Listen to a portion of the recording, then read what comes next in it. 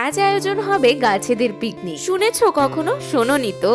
আজকে পড়ার থেকে বাড়ি এসে ব্যাগপত্র না রেখে সোজা চলে এসেছি ছাদ বাগানে। তবে শুধু গাছগুলোকে দেখতেই নয়, গাছের জন্য আজকে এক অমূল্য খাবার নিয়ে এসেছি। কিছুদিন ধরে দেখছি যে শীতকালের কোনো পরিচর্যা ছাড়াই ওরা এত ফুল ফল দিচ্ছে, তার সত্ত্বেও আমি ওদের বিনিময়ে তো কিছুই দিচ্ছি না। শীতকালে যেমন আমরা ভুরি ভোজের আয়োজন করি, ঠিক তেমনই ওরাও কিন্তু শীতের মধ্যে একটু এক্সট্রা কেয়ার ভালোবাসে। তাই আর বেশি না দেরি করে মাত্র 60 টাকায় সাফ ফাঙ্গিসাইড আর তার সাথে 20 টাকার এই অমূল্য খাবার নিয়ে চলে এসেছি। আরে বাস, ভিডিও করতে করতে যে এত সুন্দর একটা জিনিস আমার নজর পড়বে আমি তো ভাবতেই পারিনি। আমি তো প্রায় আশা ছেড়েই দিয়েছিলাম যে আর বোধহয় এই বছর আমার স্ট্রবেরি খাওয়া হবে না, কিন্তু এই বছরের শেষের দিকে যে আমাকে এত সুন্দর স্ট্রবেরি গাছ উপহার দেবে আমি তো ভাবতেই পারছি না। অবশেষে তাহলে ফুল আসলো, এইবার ফলের অপেক্ষা। নাও ওসব কথা বাদ দাও, এইবার পিকনিকের আয়োজন করতে হবে তো। তাই 2 দিনের ফ্যান জমিয়ে তার সাথে এই এক মুঠো খোল দিয়ে দিলাম। নাও এবার শুধু পচানোর অপেক্ষা। যত জিনিসটা পচবে তত আরো বেশি ভালো সার হবে, আর বনভোজনের আয়োজন গাছেদের জন্য